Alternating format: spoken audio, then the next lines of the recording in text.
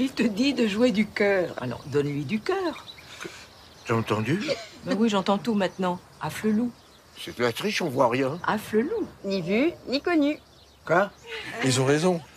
On veut bien entendre, ne pas que ça se voit, et si possible, pas payer trop cher. Allez non, toi si t'en aurais besoin, ça serait pas du luxe. Chin Chin d'Afflelou, c'est votre second appareil auditif pour 1 € de plus. Dispositif médical. Il est fou, cet affleux. Eh bien, bonjour et ravi de vous retrouver sur le tout nouveau numéro d'Happy TV Le Mac, quelque part en Occitanie. Et ça, c'est tous les vendredis. Et depuis 4 ans, nous commençons ce journal direction Palavas pour rejoindre un événement qui se trouvait à côté de la Salle Bleue, mais où on y retrouvait petits et grands. Regardez.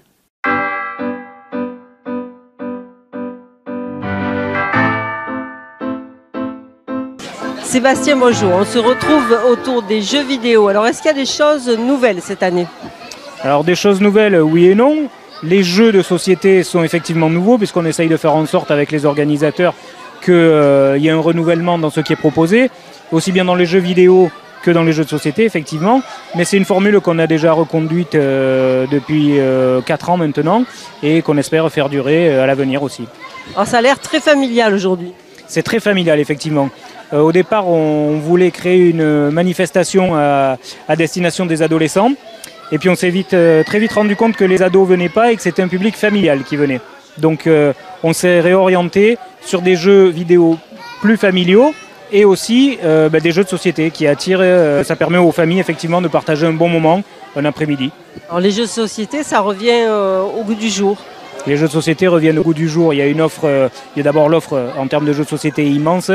Le traditionnel Trivial Poursuite ou Monopoly, c'est pas que c'est un peu dépassé, mais en tout cas, il y a une quantité et une offre pléthorique.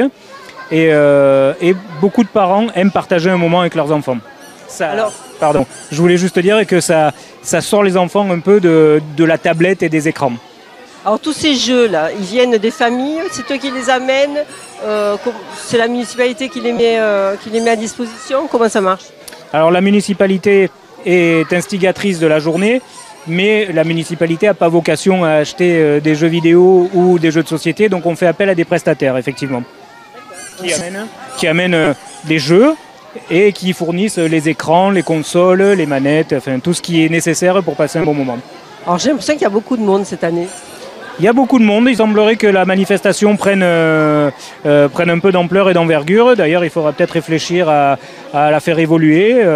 Mais c'est vrai que malgré l'offre assez variée que nous avons ce week-end sur Palavas, en termes d'animation... Et le beau temps en plus. C'est vrai que le beau temps n'est pas forcément un facteur qui permet d'attirer les gens à la salle des fêtes. Mais c'est un moment en tout cas qui attire pas mal de monde et on est content. Et rappelons-le, totalement gratuit. Totalement gratuit, à la charge intégrale de la municipalité. Le but, c'est vraiment une après-midi ludique et qui est juste destinée aux familles et à leur permettre de passer un bon moment. Ça ne va pas chercher plus loin que ça.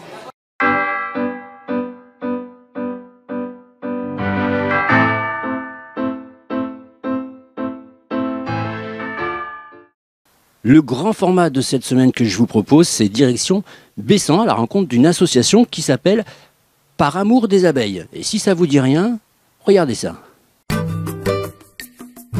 Victor, bonjour. Bonjour. Comment vas-tu? Très bien, et toi? Ça fait très plaisir Ouais, que tu sois venu me voir. Alors Victor, on est où ici? Bonjour, alors ici on est au siège de l'association Par Amour des Abeilles à Bessan. Et donc, les abeilles, vous faites quoi? Eh ben écoute, moi je te propose de te faire une petite visite de notre exploitation et de tous les petits projets qu'on met en place. D'accord, on y va. Allez.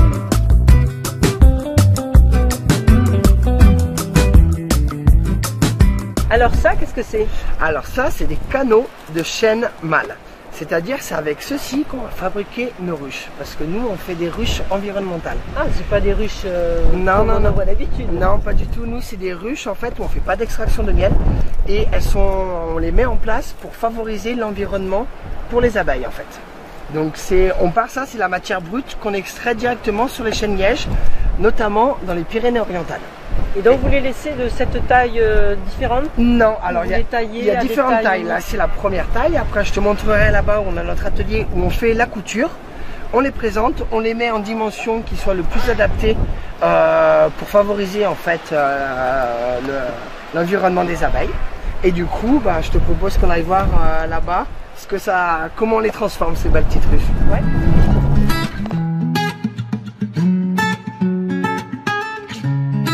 Alors, la couture. Et bah écoute, ça du coup c'est ce qu'on va en faire. Donc là, on va poser notre ruche avec hop, une petite pierre plate, juste ici. C'est une lose en schiste et qui va servir de toit. Et là ici on va faire une couture. Et là on utilise en fait des câbles électriques qu'on dénue pour faire justement, pour réutiliser et revaloriser le matériel qui nous est à disposition. Alors tu me disais tout à l'heure que ces ruches, elles étaient très intéressantes par rapport aux frelons asiatiques. Par rapport à plusieurs choses, oui. Par rapport aux frelons asiatiques, parce qu'en fait, l'avantage qu'elles ont, c'est qu'elles n'ont pas une seule entrée qui est commune. Et ce qui fait qu'à l'intérieur, vu que c'est elles qui vont bâtir en fait à l'intérieur de la ruche, ça va être plus difficile pour les frelons asiatiques pour aller piller les colonies aussi bien à l'intérieur que vu qu'aussi qu'elles vont entrer par différents endroits, ça va perturber un petit peu le frelon asiatique du fait qu'il ne sait pas par où est-ce qu'il y a l'entrée exactement en fait.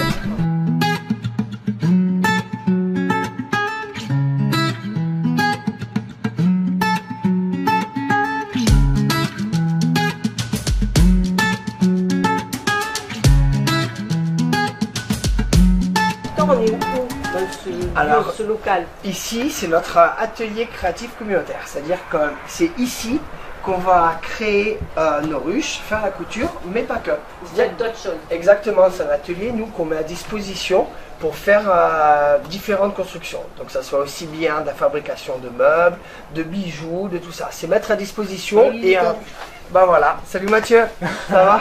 Ah bah écoute, ouais, je viens voir ce que vous faites un peu, alors tu parles des ruches. Exactement. Alors là, je vois la même chemise, donc je suppose qu'il y a le même travail et la même passion des abeilles. Aujourd'hui, Assemblée Générale oblige, on a fait notre petit dress code, on s'est tous habillés un peu pareil, hein, pour faire un peu honneur aux abeilles, tout simplement en portant un peu de jaune, en arborant un peu de jaune.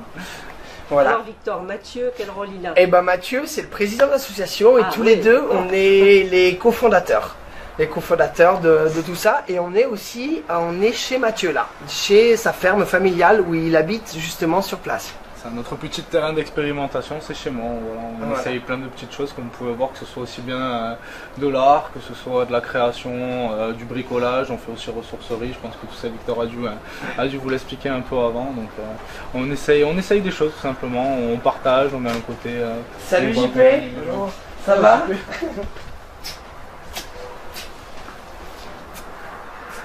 Je vois beaucoup de partage, de solidarité, et de convivialité au sein de cette association. Ouais, c'est ça. Bah, JP, écoute, il est venu nous faire un petit coucou. C'est notre assemblée générale où on a invité aussi bien les adhérents, les partenaires. Et JP, c'est l'animateur. Des adhérents, en fait, il y en a combien? Là, on en est à 80. Un peu plus avec. À 90 aujourd'hui, on en a eu quelques-uns en plus. En quelques mois de. Oui, on a un an d'existence. Mais voilà, donc on va dire ça, c'est les officiels, ceux qui ont rempli leur papier, tout ça. Après, beaucoup de membres de notre famille notamment, des amis qui ont finalement oublié de remplir leur adhésion. Hein. C'est les cordonniers qui sont plus mal chaussés, bah là c'est un peu le même principe, c'est les amis, la famille qui des fois oublient un peu de remplir les bulletins d'adhésion. Bon, vous avez entendu, hein? On leur pardonne. Donc voilà, et c'est JP de Radio Pays d'Hérault qui nous suit depuis avant même la création de l'association. Officiellement, et avant même qu'on soit officiellement une association, JP nous a donné notre chance, il nous a permis de passer sur Radio Pays d'Hérault et de faire un petit appel, demander des adhérents, demander des coups de main, ce genre de choses. Donc c'est vrai que déjà un grand merci à lui et c'est des personnes qui continuent à nous soutenir. Alors JP, pourquoi leur as-tu fait confiance? En fait, j'ai vu que c'était deux jeunes très motivés et ce sont un peu des extraterrestres parce qu'il n'y en a pas beaucoup comme eux sur le secteur. Et donc je les ai invités dans le cadre du magazine Vivre Ici. C'est un magazine au départ qui a été créé pour faire connaître les associations de notre secteur aux auditeurs. Et le seul problème qu'il y avait, c'est que l'association n'était pas encore créée pour Victor et Mathieu, mais elle était en cours de création. Donc je leur ai dit, venez, on va vous faire connaître aux auditeurs, vous allez nous montrer ce que vous voulez faire et vos projets. Et ça a démarré comme ça. Ouais. Et après quelques mois, Les impressions, tu n'es pas déçu? Non, non, pas du tout, parce qu'ils font un maximum pour préserver la nature et puis la défense des abeilles. Ils font un gros travail. Et moi, ça me fait plaisir de leur donner un petit coup de main à ma hauteur. Et j'espère qu'ils vont avoir du monde, parce qu'il y a des gens qui commencent à venir à se greffer à leur projet, à leur association. Ils ont des adhérents aujourd'hui. Il y a des institutions, des organismes aussi qui commencent à avoir des partenariats. Donc je pense que ça va continuer bien le projet, ça va aller loin.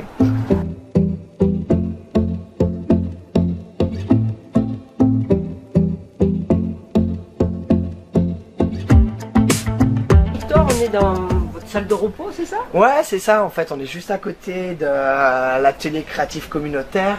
Et ici, c'est le petit coin ressourcerie. Et en fait, on voulait faire un endroit où on puisse se poser, on puisse faire un petit peu à manger, tout ça, qu'on puisse réfléchir sur des projets. Travailler. Mais bien sûr, c'est ça. Ça, c'est un endroit où on vient parce qu'on passe des journées entières à faire aussi bien les différents projets. Donc aussi bien. Qu'est-ce que vous faites comme projet? Alors, comme projet, là où tu es arrivé, là où tu t'es garé, en fait, on met en place justement une ressourcerie à ciel ouvert avec un côté un petit peu où on trie justement tout ce qui est déchets. Donc le verre, le kéron, la ferraille, tout ça pour pouvoir le réutiliser.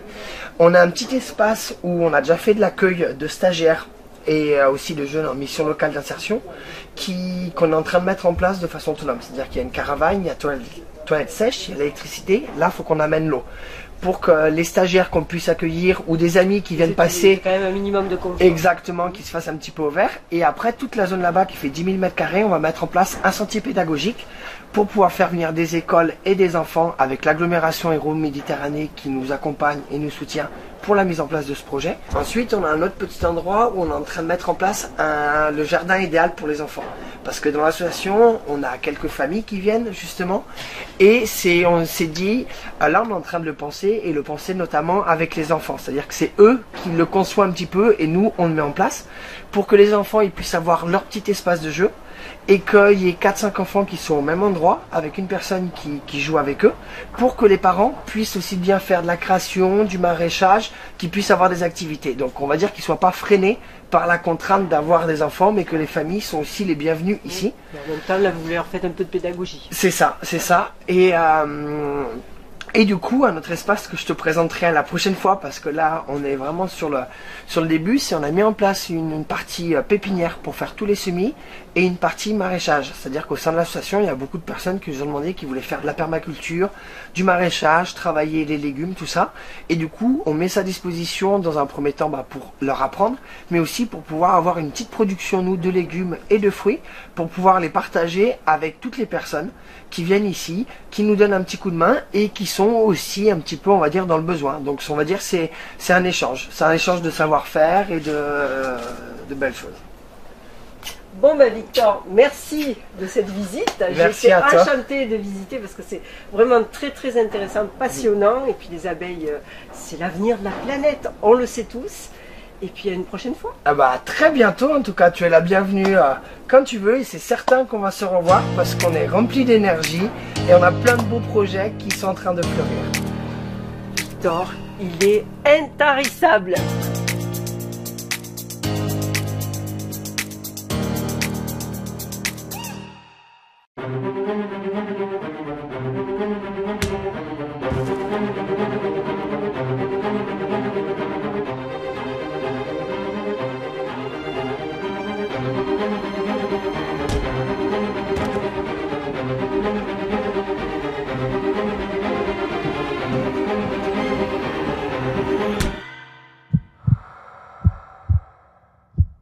En France, une femme meurt tous les 3 jours sous les coups de son compagnon.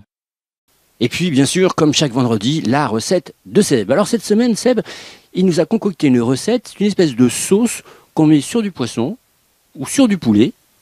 Regardez.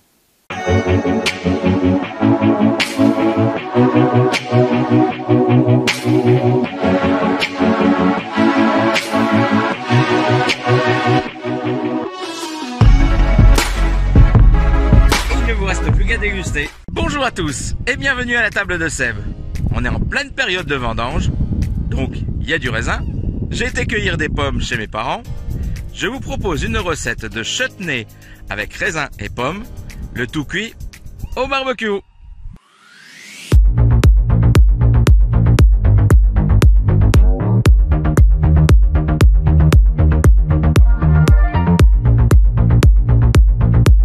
Pour cette recette, il vous faut du gingembre, 75 g de raisin sec, du vinaigre balsamique, un demi-oignon doux des Cévennes, une pomme, 50 g de sucre roux et du raisin. Pour commencer, coupez vos raisins en deux.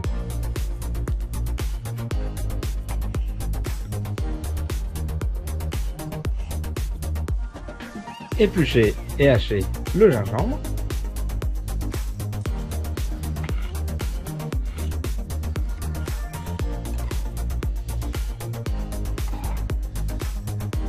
Épluchez et coupez l'oignon.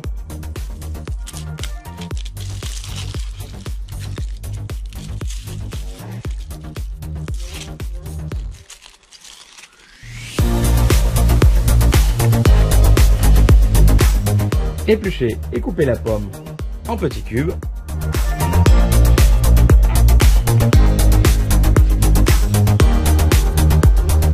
Ajoutez le sucre et les raisins secs.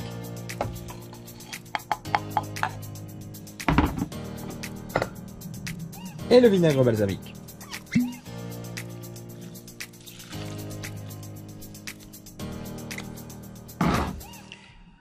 Et on est parti pour la cuisson. Et on est parti pour une demi-heure de cuisson.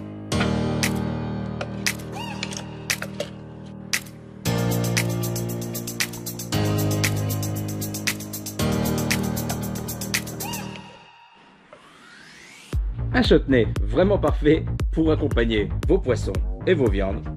Il ne reste plus qu'à déguster.